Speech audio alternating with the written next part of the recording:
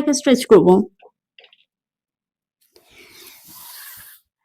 আর next step, এটা second step দেখাচ্ছি।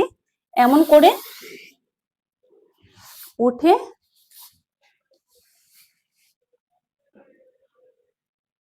পুরো স্ট্রেচিং হবে, পেটটা টান টান থাকবে, হাতটা টান টান থাকবে।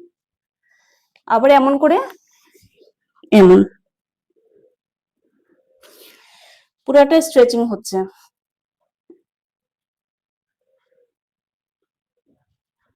কিছুক্ষণ ধরে থাকবো, 2 or 3 সেকেন্ড।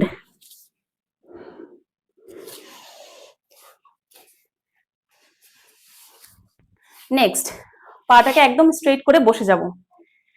বসে এক হাতটাকে স্ট্রেট করে টো টাচ করব, আবার অপোজিট হাতটাকে স্ট্রেট করে টো টাচ করব।